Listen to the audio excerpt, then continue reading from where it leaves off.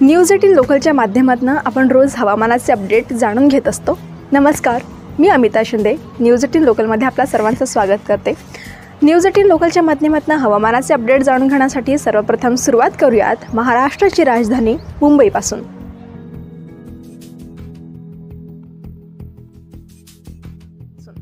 मुंबईमध्ये दिनांक 8 एप्रिल 2024 रोजी 34 अंश इतकं तापमान नोंदवण्यात आलेलं आहे। तर 9 एप्रिल रोजी देखील हीच स्थिती बघायला मिळेल। मात्र 9 ते 10 एप्रिल नंतर तापमानामध्ये घट होण्याची शक्यता असून आठवड्याच्या शेवटी 34 ते 35 अंश इतकं तापमान मुंबईमध्ये बघायला मिळू शकतं। पुढचा जिल्हा आहे पुणे जिल्हा। पुण्यामध्ये मात्र तापमानात काहीशी वाढ झालेली बघायला मिळते। 8 एप्रिल रोजी पुण्यामध्ये तब्बल 39 अंशांवर पारा गेलेला आहे। 39 अंश तापमान पुण्यामध्ये नोंदवण्यात आलेला आहे। तर येणाऱ्या पुढील 3 दिवस तुरळक पावसाचा अंदाज देखील पुण्यामध्ये वर्तवण्यात आला। पुढचा जिल्हा आहे कोल्हापूर जिल्हा। कोल्हापूरमध्ये देखील दिनांक 8 एप्रिल रोजी 39 अंशांवर पारा गेलेला आहे। 39 अंश तापमान नोंदवण्यात आलेला आहे।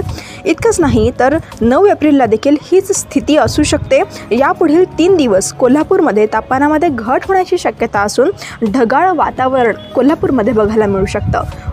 तर पुढचा जिल्हा आहे छत्रपती संभाजीनगर। छत्रपती संभाजीनगरमध्ये 8 एप्रिल रोजी 37 अंश इतकं तापमान नोंदवण्यात आलेलं आहे। तर 9 एप्रिलला तापमानात घट होण्याची शक्यता हवामान खात्यानं वर्तवली आहे।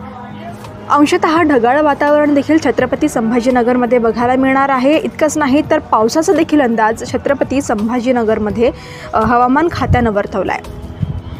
पुढचा जिल्हा आहे नाशिक जिल्हा। नाशिकमध्ये 8 एप्रिल रोजी 36 अंश इतकं तापमान नोंदवण्यात आलं असून 9 एप्रिल रोजी देखील अंशतः ढगाळ वातावरणासह हीच स्थिती बघायला मिळणार आहे। त्यानंतर वळूयात विदर्भाच्या नागपूरकडे।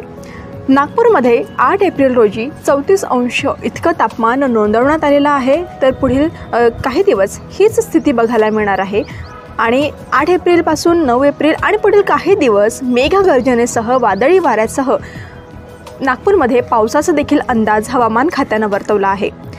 अशाच प्रकारे हवामानासंदर्भातल्या नवनवीन अपडेट्सकरिता बघत रहा न्यूज 18 लोकल।